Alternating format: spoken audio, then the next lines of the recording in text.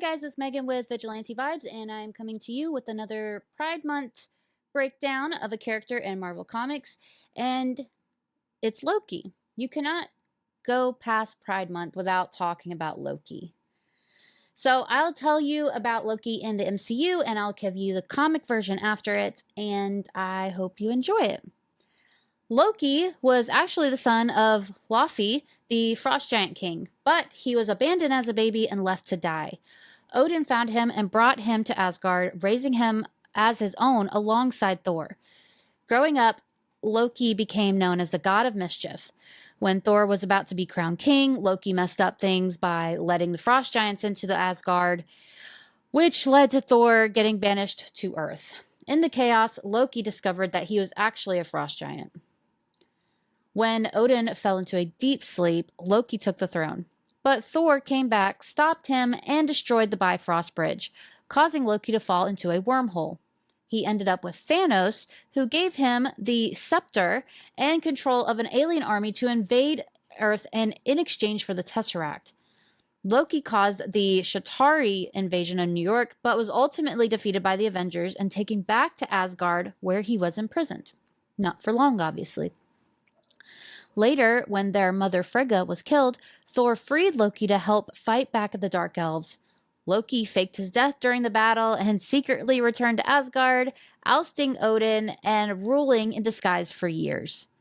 Eventually, Thor returned, exposed Loki, and together they found Odin just before he died. That opened the door for Hela, their very powerful sister, to return and wage war. Loki and Thor ended up on Sakaar, where Loki tried to cozy up to the Grand Master while Thor was forced into gladiator fights. But when it came down to saving Asgard, Loki chose to help. He brought Surtur to destroy Hela, which also led to Asgard's destruction. Before escaping, Loki took the Tesseract again. While heading to Earth with Thor and the remaining Asgardians, their ship was attacked by Thanos. Loki tried to kill Thanos but failed, and after some final words, Thanos killed him for good. After that absolutely unhinged way to start a movie, the next time we see Loki is in his own show titled Loki. After his failed attempts to conquer Earth in 2012, Loki is apprehended by the Time Variance Authority, the TVA, for creating a branched timeline. He's judged and faced with being pruned or disintegrated, but is instead recruited by Mobius to help track down a dangerous Loki variant. Their journey leads them to discover the TVA's origins and the threat posed by King the Conqueror and his variants. This is where we all learned about variants, including variants of Loki, which of course means Sylvie. Sylvie is a princess of Asgard who caused a Nexus event as a child and escaped the Time Variance Authority. Sylvie hid throughout the timelines while seeking revenge against the TVA and the Timekeepers. On the cusp of her planned success, however, she was interrupted by another Loki variant, with whom she will eventually form an uneasy alliance. Having convinced Loki of the TVA's lies and manipulations, they worked together to fight them, discovering the Timekeepers were fakes. That was Season 1. Season 2, in my opinion, was much more important to Loki's story. In Loki Season 2, Loki, struggling with his time slipping, tries to prevent the universe from collapsing by fixing the TVA's temporal loom and preventing a catastrophic event. He eventually learns to control his time slipping and, with the help of Sylvie, Mobius, and OB, attempts to stop He Who Remains from being killed by Sylvie. Loki ultimately sacrificed himself to save the multiverse, becoming the new protector of all timelines, essentially the god of stories. And that is where we left the little angel in the MCU. We will see more of Tom Hiddleston as Loki, as he is confirmed to be in Avengers Doomsday and has spoken out about it very much recently. So it's a sure thing. That was the MCU version of Loki. Now onto the comic version of him, which is much more. just it's a lot more.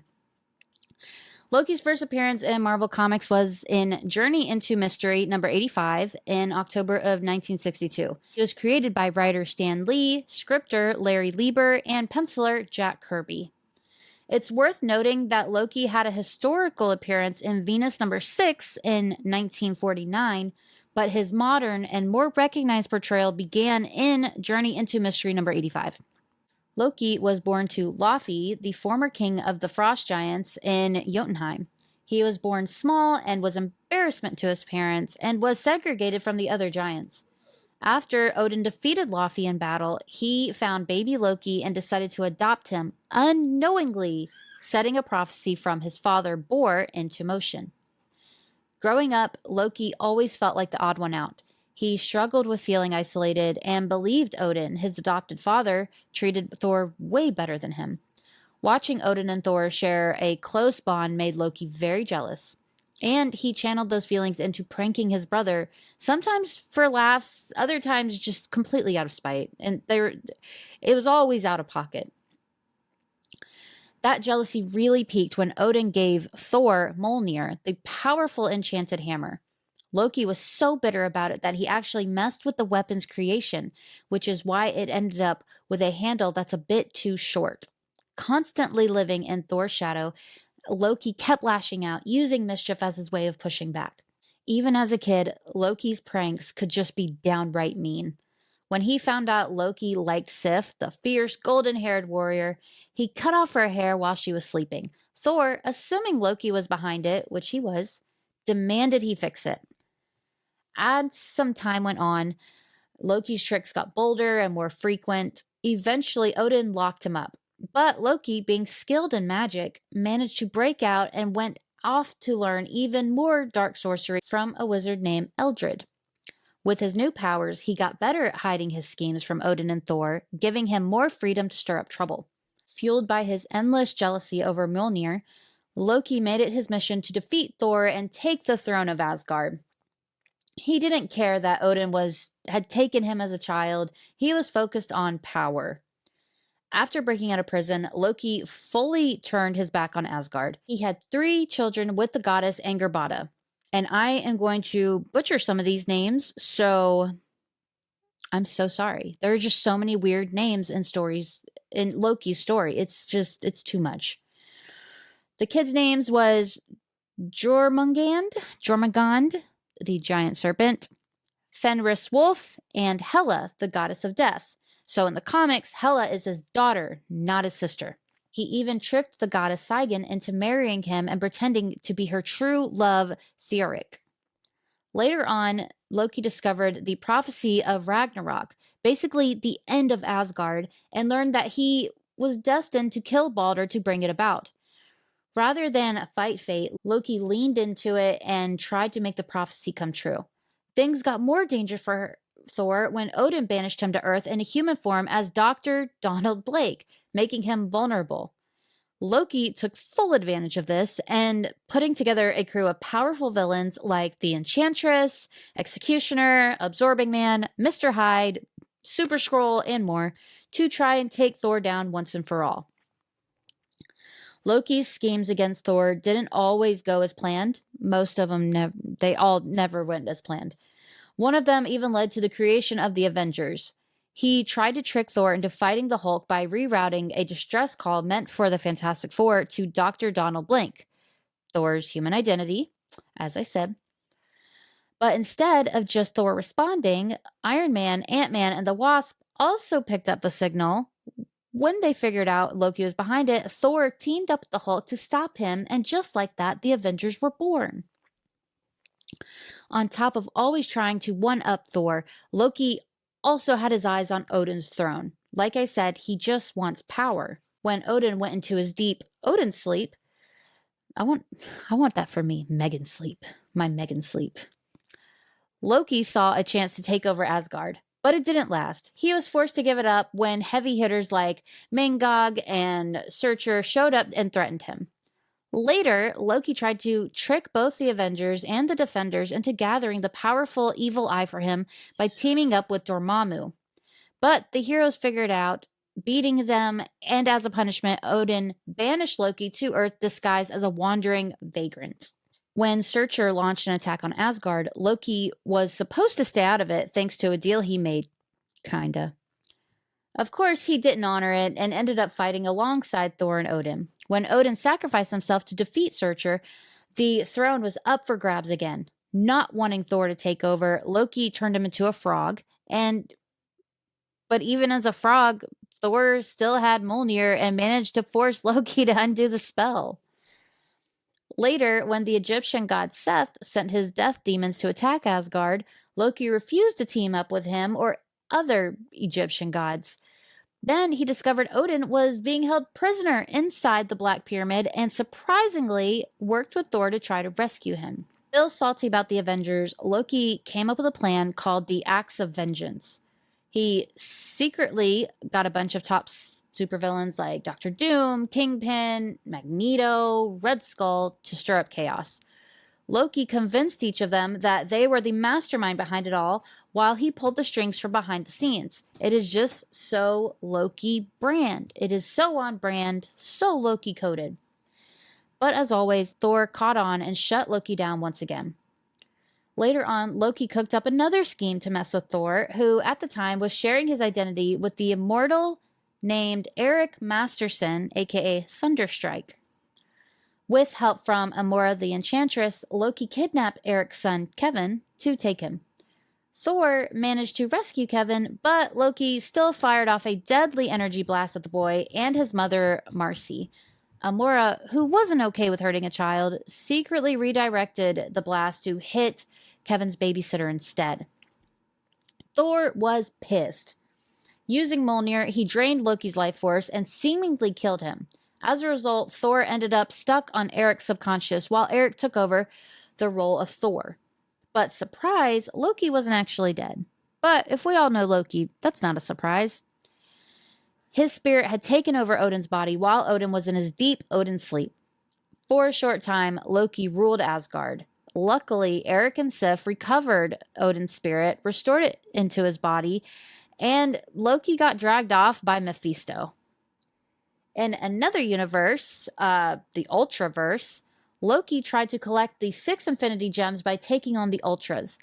Then he found out there was a secret 7th gem, the Ego Gem. This led to a showdown between the Avengers and a team called Ultra Force, thanks to a setup by the Grand Master. Loki lost and was sent back to his original reality. And one of the most extreme stunts to bring about Ragnarok and the end of Asgard, Loki got his hands on the mystical Uru hammer and trapped Asgard in an endless loop of death and rebirth. Thor, fed up with the cycle, actually beheaded Loki and carried around his still alive head. Eventually, Thor let Surtur destroy Asgard and confronted the cosmic beings known as They Who Sit Above in the Shadow, ending the cycle once and for all. Both Thor and Loki were believed to have perished in the destruction. But if we know Loki, and I think we do, I think we know he did not. After Ragnarok, the souls of the Asgardians ended up hidden inside humans on Earth. Loki was reborn in Sif's body, while Sif's spirit was trapped in an old woman. It sucks for Sif.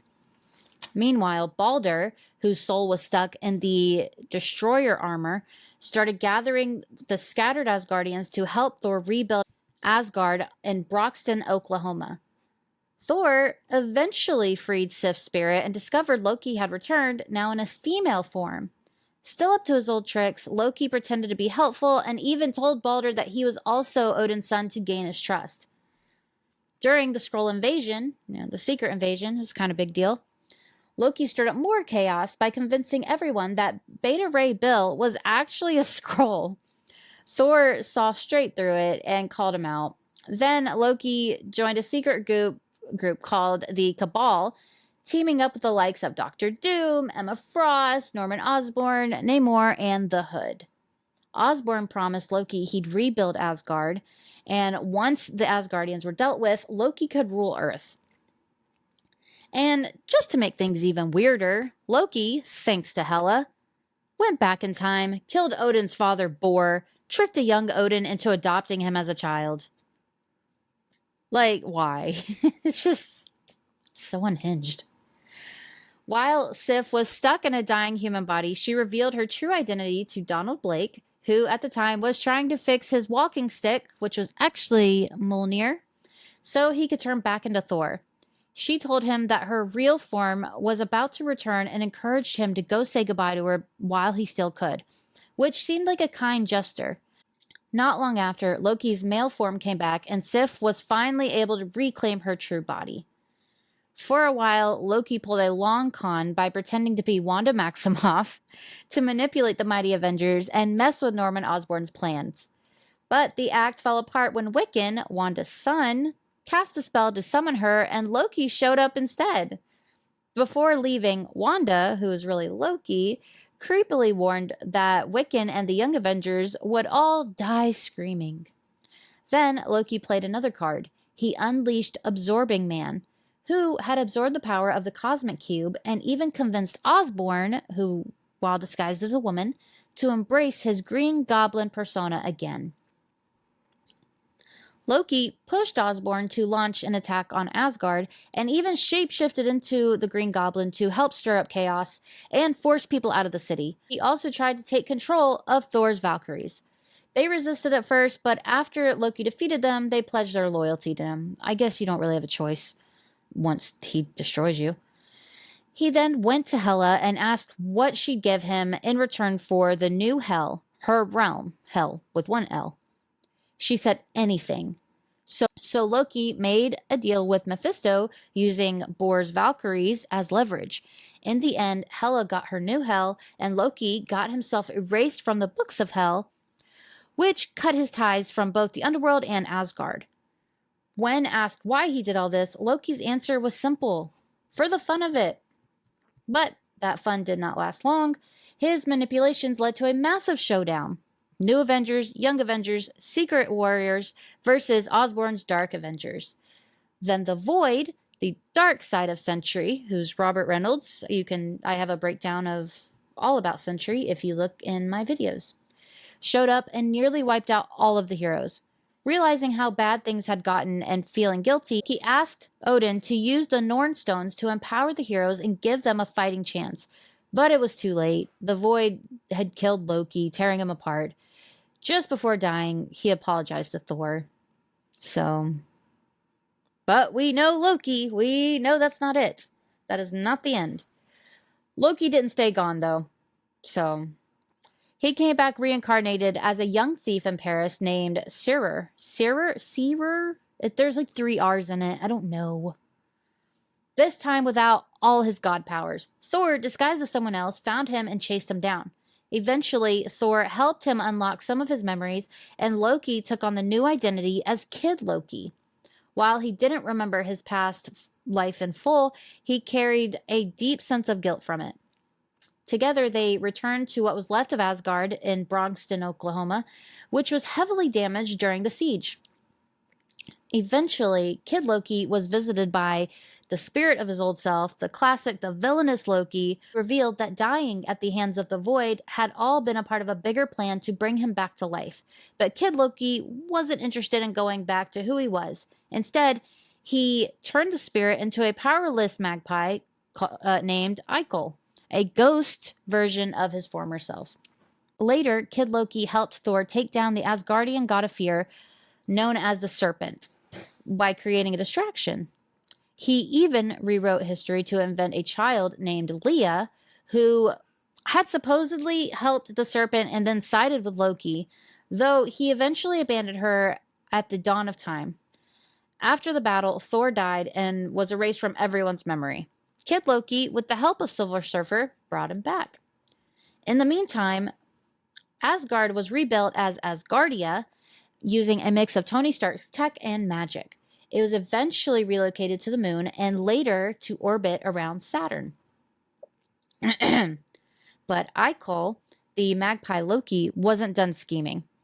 He started appearing to Kid Loki in visions, slowly manipulating him into absorbing him, which would bring the old Loki back for real.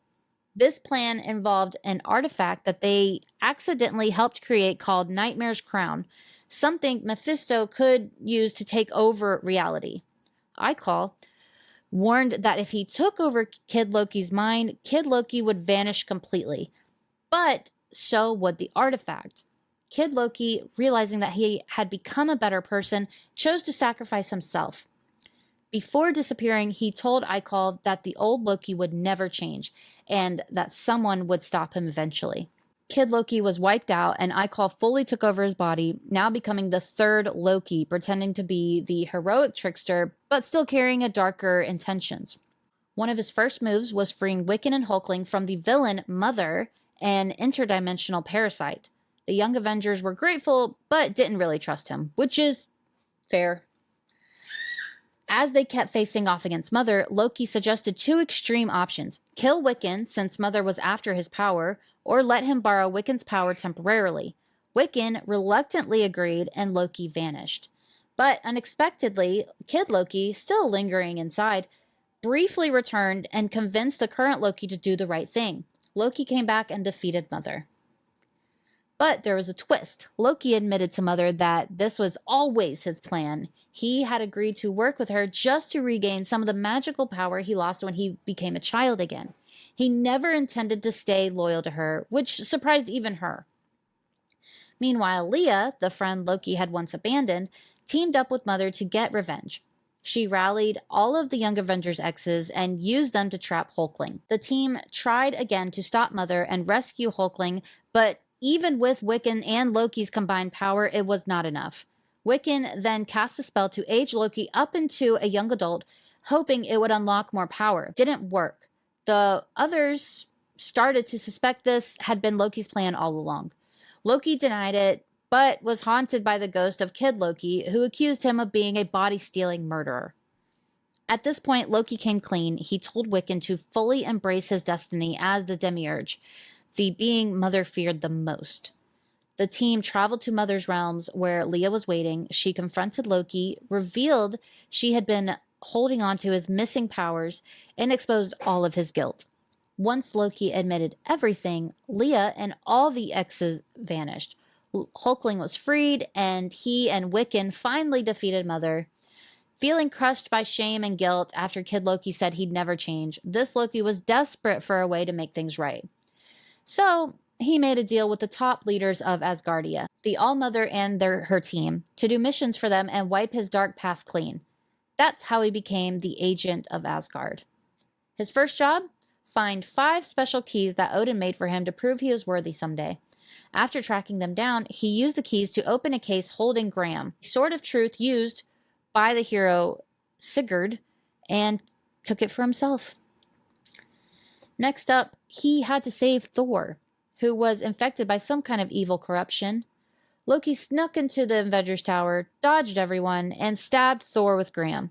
This released the corruption, which Loki trapped in a jar that he called the Jar of Lies, and brought back to the All-Mother.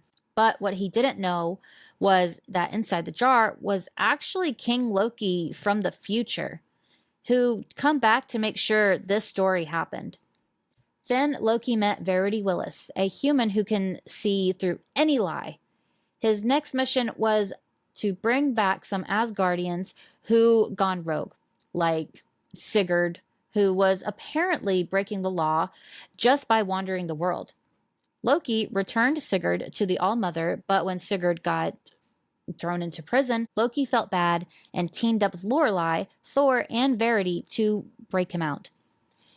In the dungeon, Loki ran into King Loki again, who could move freely through time to ensure his future unfolds, once the All-Mother wants to, but that means Loki can't really change his fate.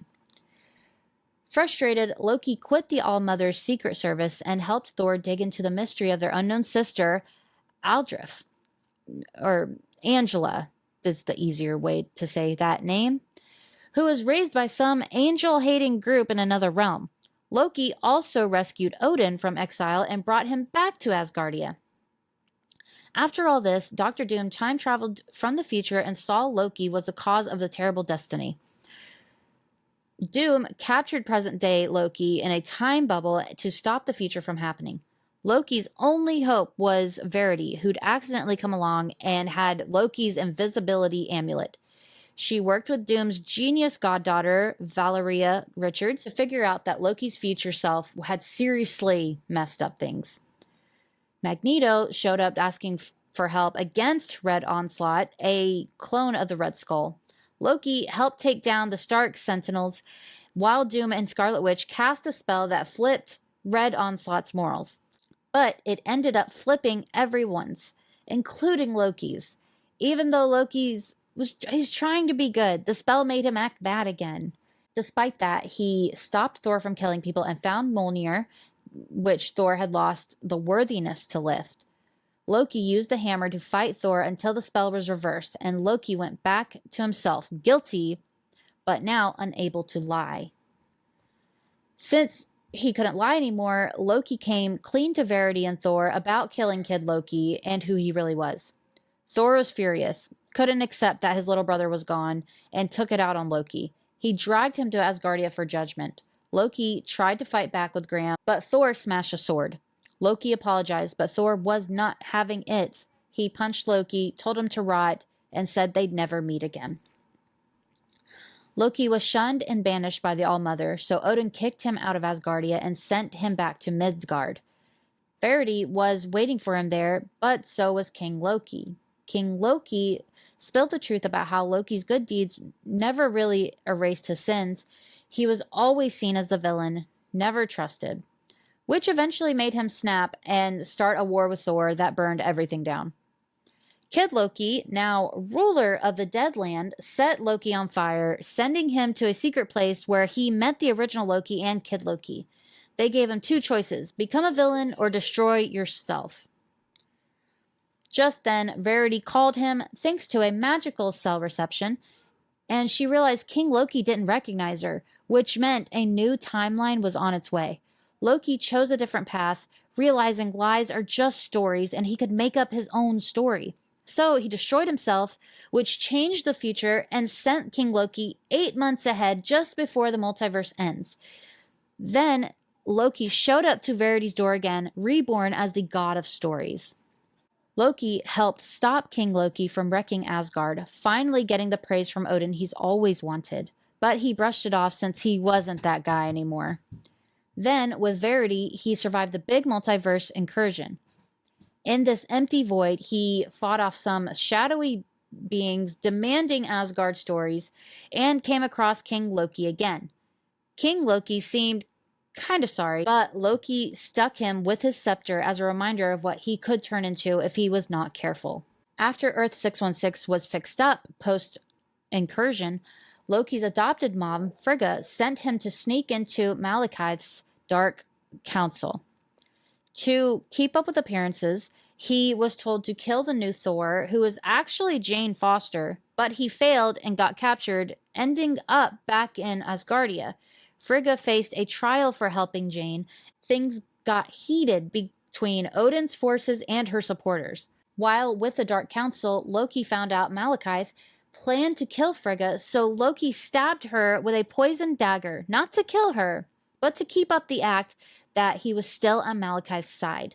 Then Loki got ambitious and tried to run for president of the United States. He staged an attack on 2 candidates but stopped it himself, which got him some attention. He announced his campaign but was bombarded by Daily Bugle reporter Nisa, who exposed his part in the attack. Loki responded live, but it was clear he had no real plan or politics, so he lost. He said he did all of this to boost Nisa's career, but he actually worked for one of the candidates to help them win, and he got paid for it. Later, Loki won the Sorcerer Supreme title from Doctor Strange in a tournament, and Strange accepted it since Loki's god powers let him cast spells without any cost, making him super, super strong. Loki stayed at the Sanctum Sanctorum with Strange's assistant Zelma, trying to find a powerful spell called the Exile of Sing Soon hidden in her soul. Strange thought Loki planned to steal all the magic for himself, which would be catastrophic, especially since taking the spell from Zelma might kill her, and Loki had just killed his dog Bats, so Strange did not trust him. Things got wild when Strange fought Loki with help from the powerful Sentry and magic from World Tree. Strange then unleashed the Void, a dark opposite of Sentry, who fought Loki and revealed the hidden spell.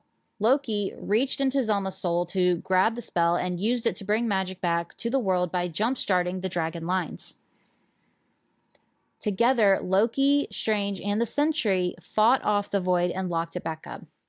Afterwards, Strange apologized for assuming Loki would destroy everything, and Loki said he had planned to keep it together to redeem himself as long as he was Sorcerer Supreme. But then Zelma, who glimpsed into Loki's soul, demanded the truth. Loki admitted that the whole tournament was an illusion and warned about coming events like the War of the Realms, Hell on Earth, and the gathering of the Infinity Gems. But Strange did not buy it and teleported Loki to a not-so-fun place. Before leaving, Loki made peace with the spirit of Strange's dog bats that he killed.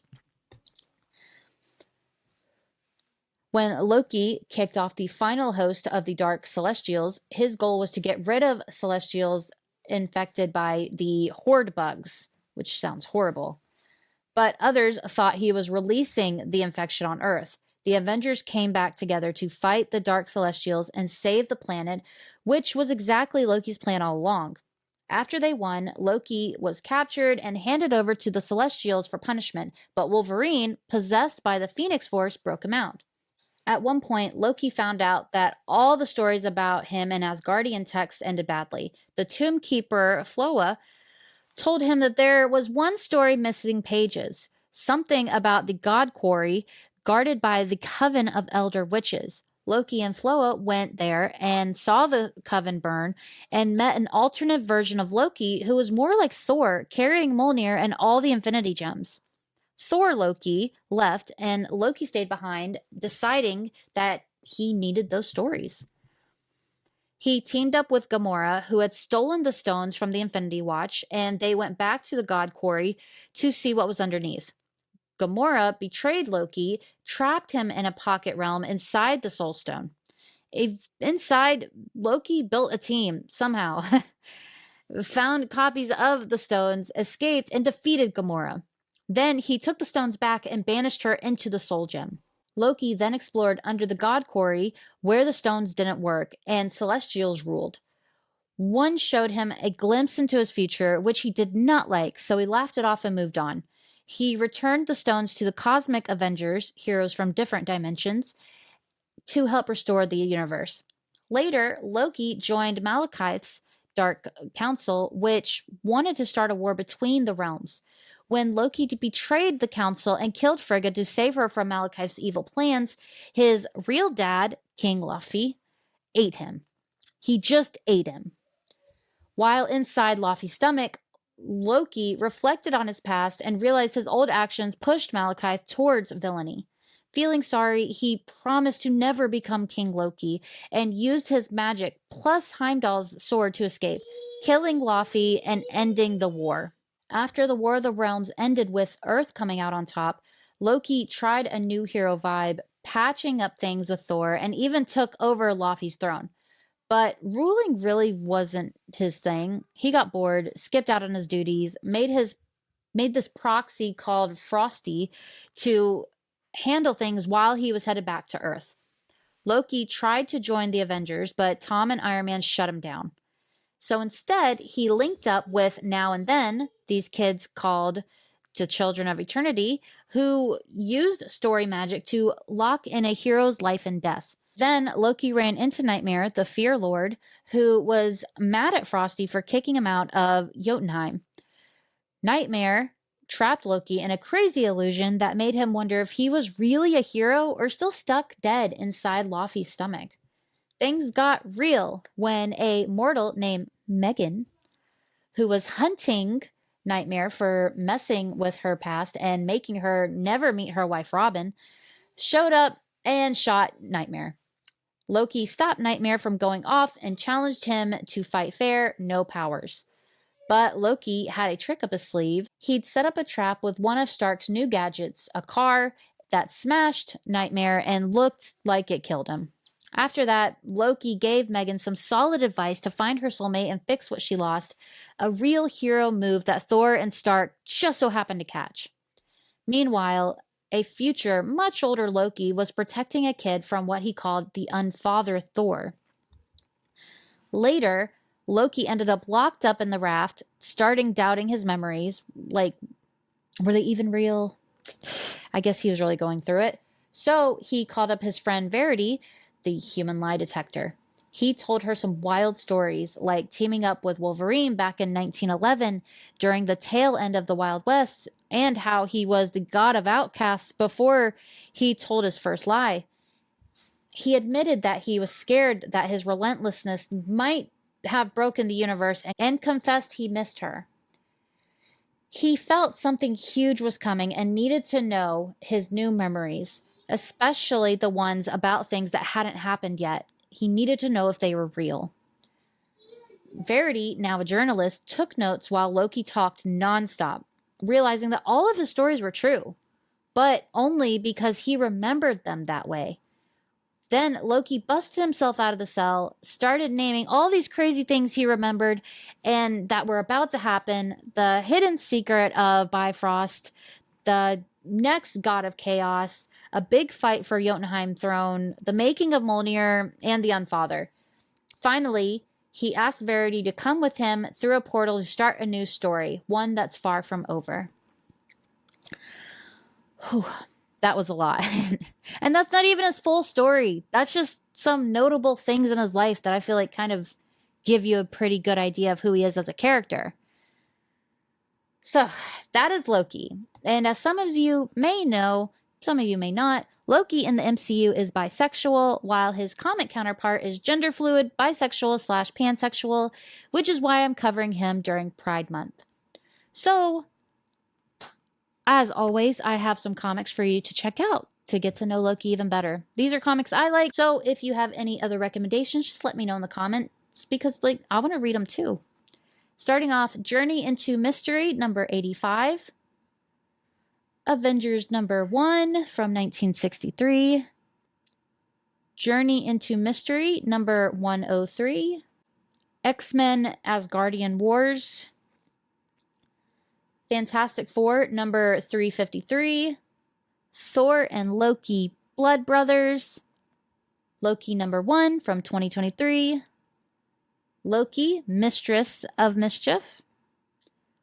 Loki, Agent of Asgard. Loki, the god who fell to earth.